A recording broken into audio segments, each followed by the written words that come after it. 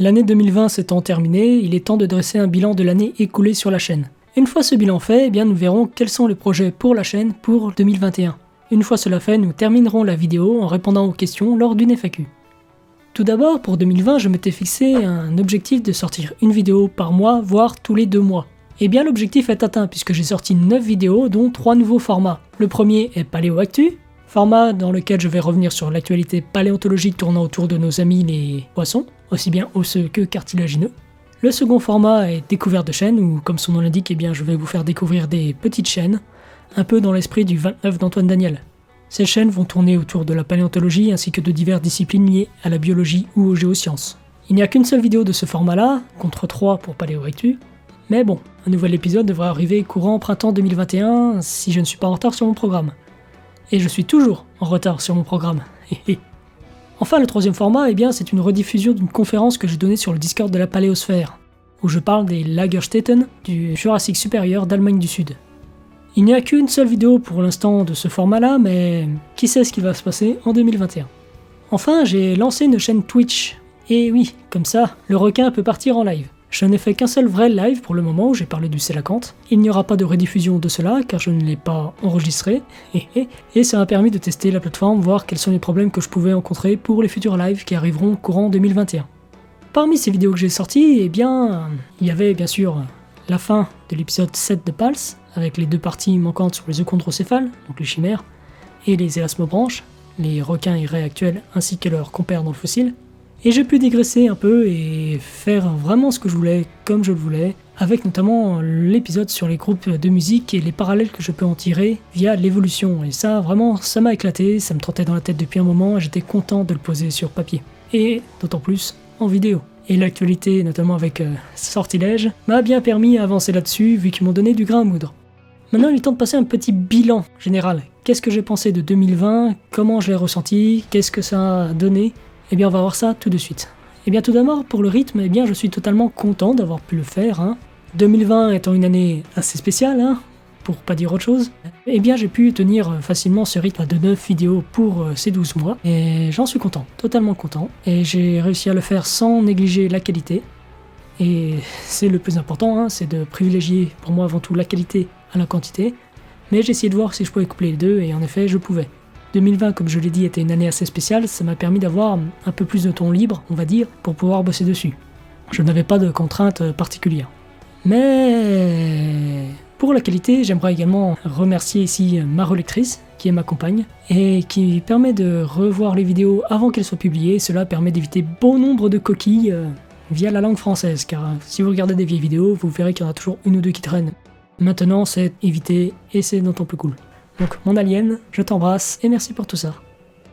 Concernant le nombre de vues et de vidéos, on dit souvent qu'il faut garder un certain rythme plutôt régulier pour pouvoir avoir un nombre de vues qui va suivre, et c'est pas le cas. Et ouais, c'est pas le cas. J'ai jamais été aussi régulier, on va dire, sur cette année depuis que j'ai lancé cette chaîne que j'ai créée en 2015 et lancée vraiment en 2016. J'ai jamais fait autant peu de vues par rapport au nombre d'abonnés. Et j'ai plus l'impression que ces vues vont vers la pente descendante. Donc je me dis, à quoi ça sert d'être régulier à ce moment-là ? Et c'est un peu décourageant, on va pas se le cacher. Mais bon, je vais pas m'arrêter juste pour faire des vues ou quoi que ce soit. Je fais ça parce que j'ai envie d'en parler, ça m'éclate d'en parler, je kiffe ça. Je ne gagne pas d'argent là-dessus, bien évidemment, et comment je pourrais en gagner avec si peu de personnes ? Et même avec plus, je ne voudrais pas vraiment en gagner. Mais voilà, je vais continuer à bosser sur mes vidéos, à faire ce qu'il me plaît, et si ça plaît à des gens, ne serait-ce que ce soit 20 personnes, que ce soit 300, 1000, 5000, 20 000, 1 million, peu m'importe, tant que ça plaît à des gens, tant que ça intéresse des gens, et tant que vous apprenez des trucs. Parce que ma chaîne, vous les avez pu le voir, elle prend vraiment la direction spé poisson, à fond, et on va pas s'arrêter en si bon chemin, Vu les vidéos que je vous prépare pour l'année prochaine, et vous allez en bouffer du poisson. Mais en même temps, il n'y a pas grand monde qui parle de poissons. On a Valentin de la chaîne Valéoraptor qui va nous parler beaucoup de poissons, notamment ceux qui sont dans les phalins, et notamment le mégalodon. Mais vraiment, des chaînes qui vont parler vraiment de paléontologie des poissons, on n'en a pas. On a les mammifères, avec Paléogie, on a du dinosaure, avec Cédric Jurassique, avec Entracte Science, parle aussi un peu de lignée humaine. Mais du poisson, on n'a pas grand-chose. Vu que je suis spécialisé dedans, ça me plaît d'en parler, parce que je fais ça au quotidien. Et oui, YouTube n'est pas mon métier, et ça ne le sera certainement jamais. Ou comme dirait plutôt Stat Alchemist, ce ne sera pas avant 13 ans et plusieurs OAV. Eh bien mon métier je vais le commencer en 2021 et ça va être tout simplement d'effectuer ma thèse doctorale en paléontologie, et plus précisément en paléoichtyologie, la paléontologie appliquée aux poissons. Mais ça on va en parler un peu plus en détail dans les projets pour 2021. Et on va en parler dès maintenant. Tout d'abord pour les vidéos que j'ai prévues pour 2021, eh bien il y en a pas mal. Il y en a déjà que je voulais déjà sortir pour 2020 et qui sont toujours en montage, sur les pseudopaléontologues et sur les simoriformes. Promis, ça arrive, c'est toujours en cours de montage, ça avance. Mais le manque d'illustration pour les simoriformes fait que je dois dessiner moi-même les bestioles, ce qui rallonge un peu les choses. Et c'est pas forcément facile d'avoir des illustrations quand c'est des vieux dessins gribouillés dans un coin et qui sont dans des papiers datant de 75, 85 et qui sont quasiment inaccessibles. Oui, c'est ça aussi de bosser sur les poissons osseux. Et les poissons cartilagineux, c'est que les papiers, on les a pas forcément et c'est beaucoup moins décrit, il y a beaucoup moins de représentations artistiques qu'avec les dinosaures. Donc ça ajoute une pénibilité dans les illustrations, mais je me dis que si je peux les dessiner moi-même, autant le faire et ça apportera des illustrations que je publierai derrière s'il le faut. Parmi les vidéos que j'ai prévues, il y a bien sûr les pseudopaléontologues et les simoriformes, mais il y en a d'autres. J'ai prévu un épisode sur les poissons-scies ainsi que sur les sélacantes. Pour les sélacantes, histoire de briser définitivement ce mythe de fossiles vivants, tandis que pour les poissons-scies, on va plutôt voir à quel point l'évolution est joueuse et peut vite mettre le sbeul, notamment avec les poissons-scies, où il y a énormément de convergence évolutive entre les groupes. Il y a des différences, certes, mais ça va nous montrer vraiment que la nature, c'est du bricolage avant tout. Il y a bien sûr des collaborations, j'en ai une avec Valentin, on prend notre temps, et on va continuer à prendre notre temps, où l'on va parler d'un des papiers qui est sorti il y a peu sur la taille, ou plutôt la forme 2D du mégalodon, papier ô combien peu qualitatif. Spoiler, désolé. Il y a bien sûr plein d'autres projets que j'ai pour 2021 et que j'espère pouvoir sortir pour 2021. Il y aura toujours des paléoactus qui vont sortir plus ou moins régulièrement, ça va dépendre de l'actualité, et je me fais pas de soucis pour ça parce que à peine je finis un script que j'ai déjà de la matière pour le suivant. Donc ça, je me fais pas de soucis, il y aura du contenu à ce niveau-là. J'ai aussi pour projet de faire la vidéo la plus complète possible sur les Otodontidés. Si vous ne savez pas ce que c'est une famille très connue puisqu'on va retrouver le mégalodon dedans, ainsi que Chubutensis, Angustidens. Bref, c'est une famille qui est très vieille, on va dire, qui est assez vieille et qui est très diversifiée et qui va au final s'éteindre il y a peu, au Pliocène. Mais il y a beaucoup de fausses informations et des informations erronées qui circulent dessus, donc je me dis, allez Coco, prends les choses en main, on va faire un script dessus, ça va être le plus complet possible. Et au passage, on va revoir les informations sur le mégalodon et vraiment poser un truc propre, carré, sourcé et qui changera des vidéos de merde que vous pouvez voir sur toutes les chaînes putaclic. Il y a pas mal d'autres vidéos bien sûr, donc je garde les surprises. J'avais sorti une vidéo en 3 parties sur les requins. Eh bien, je vais faire une trilogie dont les pseudopaléontologues sont le premier. Le deuxième parlera de fake, et la troisième partie parlera des paléontologues amateurs. Et si vous vous dites, mais qu'est-ce qu'ils viennent foutre là par rapport à ce qu'il y a avant? Eh bien j'ai un peu construit de sorte à ce qu'on ait les trous de balle, parce qu'il n'y a pas d'autre mot pour les personnes dont je vais parler dans la première partie, les arnaques, fake et compagnie que l'on va trouver dans la littérature, et enfin, si je mets les paléontologues amateurs avec, attention, amateur n'est pas un terme péjoratif, eh bien c'est pour donner un peu une lueur d'espoir au tout, pour montrer qu'il n'y a pas que des connards, mais il y a aussi des gens bien, qui aident à faire progresser la paléontologie sans être forcément un paléontologue. Et ça c'est cool et j'ai envie de vraiment donner cette petite lueur d'espoir à la fin de cette trilogie.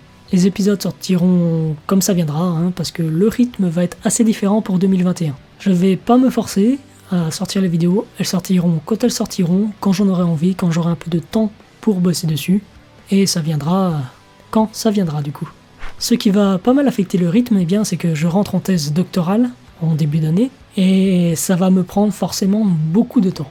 La thèse doctorale c'est vraiment chronophage, je vais passer beaucoup plus de temps au boulot, même en rentrant les week-ends j'aurai certainement à bosser sur des trucs que j'ai bossé en semaine, bref je vais avoir pas mal de taf et bien sûr à côté j'ai une vie personnelle à gérer, je suis également secrétaire de l'asso Paléosphère, dont je fais partie bien évidemment, lâchez la cloche, abonnez-vous à la chaîne, et j'aimerais bien aussi avoir un peu de temps libre à côté pour pouvoir glander et me reposer, parce que je ne suis pas une machine non plus, je suis humain, j'ai besoin un peu de repos, de pouvoir aller geeker avec les potes, de pouvoir me poser, de regarder une série, bref, un humain lambda à ce niveau-là. Concernant les autres projets que j'ai pour 2021, on va continuer sur Twitch et va y avoir du dessin. On va pas faire que des lives pour parler d'un sujet, voir une vidéo un peu pourrie comme pouvait le faire Val aussi, ça je l'ai en projet. J'aimerais bien faire aussi de la Sharksploitation, qu'on regarde des films totalement pourris sur les requins fossiles ou pas, histoire qu'on se marre un peu. Mais je vais faire aussi un peu de dessin, vu que pour les simoriformes, je vais devoir dessiner, ça va me remettre au dessin sur ordi, et tant qu'à faire, on pourra se faire des petites sessions dessin, et ce sera cool. Je vais déménager aussi au cours de l'année 2021, j'ai déjà une sorte d'appart en Autriche, mais je vais changer, et j'espère pouvoir installer un décor, car qui dit décor dit, on va faire un peu de facecam. Et j'aimerais bien en faire vraiment de pouvoir tourner dans un décor à moi, que j'ai fait moi-même, avec mes fossiles, qui va parler de mon univers. Et je trouve que ça apporterait un petit côté en plus à la chaîne, un petit côté esthétique. J'aime bien le voix off, je fais que ça depuis mes débuts quasiment. Non, en fait, j'ai fait que ça. Mais on verra ma trogne, vu que ma trogne est publique par l'assaut et que, voilà, on m'a déjà vu aussi du côté de Valéoraptor en facecam. Donc voilà, ce décor va arriver. Quand, je ne sais pas, j'espère pour fin 2021, mais ce sera peut-être sûrement en 2022. On verra comment l'année 2021 va évoluer. Bref, pour retenir les grandes lignes de 2021, il va y avoir du contenu. Ça sortira quand ça sortira. Il y aura des live Twitch. On va faire du dessin, on va regarder des vidéos, on va regarder de la documentation. On va peut-être faire du montage aussi, si ça vous intéresse. Je vais continuer à être actif sur Twitter également pour partager non seulement mon travail, mais aussi partager quelques articles et quelques images et threads bien sympas. Et puis, boum. J'ai également un autre projet pour 2021. Il s'agit d'une nouvelle chaîne que je vais créer et qui va être dans l'esprit de celle de AMV Hell et AMV Enfer. Si vous ne voyez pas de quoi il s'agit, bon les AMV ça je pense que ça va, vous connaissez, on met un animé ou une série, on met une musique par-dessus, mais le principe intéressant des AMV Hell et des AMV Enfer, c'est que la musique va correspondre à la situation qui peut amener à faire de l'humour décalé, ou comme je l'adore, de l'humour noir, voire trash. Et ça va être ce qui va arriver sur une nouvelle chaîne que j'ai intitulée AMV Style. Ouais, je me suis pas foulé pour le nom, mais la constellation Style commence à se mettre en place. J'ai pour projet de créer plusieurs chaînes à l'avenir, mais on va pas s'éparpiller trop vite, parce que j'ai cette tendance naturelle à vite m'éparpiller, on va pas se le cacher. Cette chaîne sera lancée en 2021, elle est déjà créée. Le rythme de publication sur cette chaîne va être très très variable, ça dépendra des idées que j'ai à ce moment-là, du temps que j'ai à y accorder, parce que la chaîne principale passe bien sûr avant tout. Mais j'ai déjà 2 petits morceaux vidéo que j'ai créés. Je vais vous en mettre un par exemple pour vous donner le ton et l'idée qu'il y a derrière. Ce n'est pas vraiment la version définitive, mais ça peut vous donner l'idée. Je vous mets un exemple de l'AMV Hell, un exemple de l'AMV Enfer, et je vais vous mettre derrière celui que moi j'ai créé. Comme ça vous cernerez bien l'idée.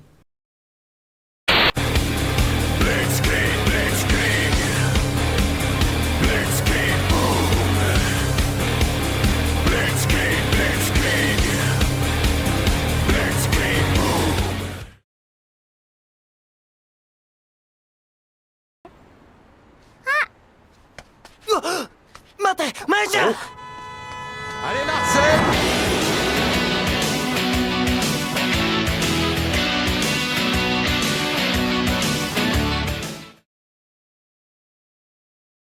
Feels overdone, and the battle has begun. Nowhere to run, father and son, fall one by one under the gun. They will be done, and the judgment has begun. Nowhere to run, father and son, fall one by one. Feels overdone. Allez, il est temps de passer à la FAQ. Que penses-tu de la paléosphère? C'est des dictateurs, des fumiers... Non, je déconne, ils sont vraiment sympas et on aimerait beaucoup se voir un peu plus, mais avec le Covid, tout ça... Connard de virus. C'est un peu difficile de se voir. On a pu faire quand même l'Angie Geek Festival, c'était vraiment cool. Et on est réinvité d'ailleurs pour cette année. On espère et on croise les doigts pour que ça se passe. Et on verra pour le reste de l'année et les autres conventions. À quand un paléotube bref sur The Meg? On parlait de collab tout à l'heure, et bien voilà une autre. Cela ne sera pas sur ma chaîne, bien sûr, ce sera sur celle de Makerod, et disons courant 2021. Mais j'ai pas envie de revoir ce film. D'ailleurs, allez voir la chaîne de Parléon Evolution, il y a plusieurs autres paléotubes bref, vous allez vous éclater. Comment s'est passé 2020, et comment comptes-tu passer l'année prochaine? Eh bien ça, j'y ai déjà répondu en grande partie, et comment je compte passer 2021? Eh bien, le mieux possible, je vais essayer de concilier au mieux la fac, ma vie privée et l'activité de vulgarisateur. On va voir comment ça va se passer, et bien sûr la vie privée et la fac passeront avant l'activité, mais je vais essayer de concilier un peu le tout. Quelle est ta formation? Quelle est la raison de ton intérêt monumental pour les requins? Quel autre sujet que les requins te passionne? 3 questions en une. Alors, quelle est ma formation? Alors, j'ai fait un bac général scientifique SVT spécialisation SVT, donc beaucoup de SVT. J'ai fait ensuite une licence de géosciences qui va mélanger géosciences et paléontologie. C'était une licence sciences terre et environnement. J'ai fait ensuite un master qui va mixer géosciences et paléontologie de nouveau. Et c'est par mes stages de master que je me suis spécialisé en paléo-ichtyologie et notamment avec les requins. Et là actuellement je vais commencer ma thèse doctorale en Autriche en bossant encore sur les requins et ça va m'éclater. Pour répondre à la deuxième question, depuis tout petit je kiffe tout simplement les requins et ils me font vraiment bader. J'ai grandi avec Jao, j'ai regardé beaucoup de nanars et de navets sur les requins, ça m'a toujours fasciné. C'est des bestioles que je trouve juste magnifiques et qui m'intéressent énormément, qui à la fois font peur et qui en même temps t'as envie de les câliner. Enfin pas trop fort quand même. Bref, c'est des créatures qui sont vraiment très intéressantes, qui sont mal vues du public alors que pourtant elles sont juste magnifiques. Elles ont une histoire riche. Il y a qu'à voir tous les groupes que l'on peut retrouver dans le fossile par exemple, on voit vite que c'est juste passionnant et fascinant pour moi. Et pour répondre à la dernière question, quels sont les autres sujets que les requins qui me passionnent? Il y en a beaucoup. Il y a le sport, tout simplement, parce que je suis un sportif de base, même si maintenant je suis un peu en stand-by, on va dire, le Covid n'aide pas non plus. J'aime beaucoup le football normal, notamment l'Olympique de Marseille pour la France. J'aime également beaucoup le football américain, et j'essaye de le suivre autant que possible, mais c'est pas forcément évident. Let's go Broncos. Le foot US est d'ailleurs un sport très peu connu en France et mal compris surtout, et pourtant c'est juste génial, c'est beaucoup de technique, de tactique et de physique bien entendu, mais putain que c'est kiffant. Sinon quelles sont les autres passions? Il y a les jeux vidéo tout simplement, le nombre d'heures que j'ai passé sur Skyrim, sur Minecraft, ou sur d'autres jeux de plateforme de la bonne vieille époque de la PS2, oh bordel. Sinon bien sûr il y a la musique qui me passionne, Vu le nombre de fois où je suis allé en concert, je pense que oui, la musique est une de mes grandes passions. Il y en a pas mal d'autres que je peux citer en vrac, comme les arts martiaux japonais, les bières artisanales, bordel, j'en ai encore un pack qui est plein là. Le dessin aussi, qui est quelque chose que je kiffe et que j'adore, je dessinais beaucoup étant petit, et je dessine un peu moins en ce moment, mais je commence à m'y remettre et j'étais pas trop mauvais, donc j'espère pouvoir retrouver un bon niveau en dessin, et on va essayer de faire ça aussi sur Twitch, histoire qu'on s'éclate ensemble. Sinon aussi, j'adore les comics bien évidemment, et notamment Spawn, ainsi que l'univers de Batman et les différents univers de Spider-Man. Ou Spider-Man en bon français. Prochaine question. Est-ce que la vulgarisation de la paléontologie est facile pour toi? Comment t'est venue l'idée? C'est plutôt facile pour moi on va dire, mais ça l'est d'autant plus maintenant qu'au début, bien évidemment. Parce que je vais directement chercher l'information à la source, c'est-à-dire que je vais directement fouiller dans les publications scientifiques. Et je passe ma vie là-dedans d'ailleurs, c'est mon métier, c'est normal. Ça l'est plus facile maintenant parce que je commence à comprendre comment vulgariser et comment simplifier l'information, comment la transmettre, mais c'est pas un truc qui s'apprend comme ça non plus, mais ça va, ça devient de plus en plus facile et aisé pour moi. Pour répondre à la fin de la question, comment m'est venue l'idée, lorsque j'ai créé la chaîne, il n'y avait pas grand monde sur YouTube qui faisait de la vulgarisation en paléontologie. On avait déjà de la biologie avec Dirty Biology, on avait déjà un peu de physique avec Y penser, on avait déjà de l'histoire avec Nota Bene, bref, il y avait déjà pas mal de disciplines qui étaient vulgarisées, mais il n'y avait pas vraiment en paléontologie. Et c'est d'ailleurs assez marrant parce qu'on est plusieurs à s'être posé la même question, à avoir fait le même constat et à s'être lancé au même moment. Comme Paléologie par exemple, qui s'est lancé dans la même période que moi. Donc voilà, ce constat m'étant apparu, je me suis dit, vas-y Coco, lance-toi. Et puis voilà où on en est. Quand as-tu commencé ta chaîne YouTube? Ma chaîne YouTube, je l'ai créée officiellement en septembre 2015, il me semble.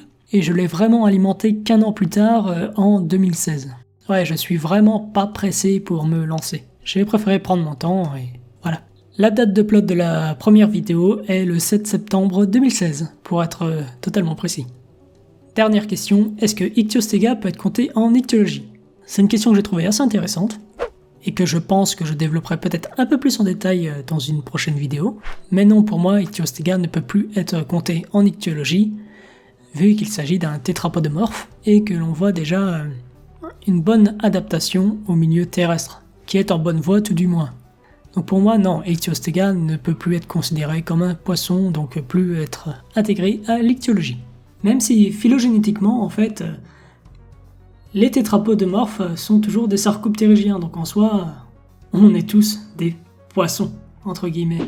La FAQ est terminée, mais j'ai reçu un commentaire d'une personne sous la vidéo annonce FAQ me disant que elle s'est abonnée à la chaîne il y a plusieurs mois, mais n'a pas du tout vu mes vidéos, YouTube ne l'ayant pas du tout notifié à chaque fois. Donc voilà, si vous voulez vraiment me suivre et voir si je sors des vidéos, activez la cloche, c'est important, quand YouTube décide d'envoyer les notifications également. Et n'hésitez pas à faire un petit tour sur la chaîne de temps en temps.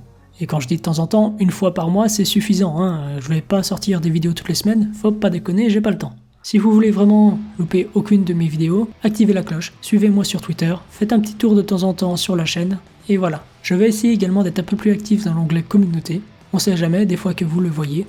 Cela peut peut-être vous permettre d'éviter de louper des vidéos. La vidéo bilan en 2020 est finie, on se retrouve bientôt pour de nouvelles vidéos, je pense que la prochaine va arriver courant février. Si vous avez éventuellement d'autres questions à me poser ou des questions auxquelles je pourrais répondre en vidéo, car c'est un format que je pense que je ferai aussi, eh bien posez-les en commentaire. En attendant, mettez une nageoire en l'air, c'était Paléostyle et Sharky, à une prochaine et portez-vous bien. Ciao!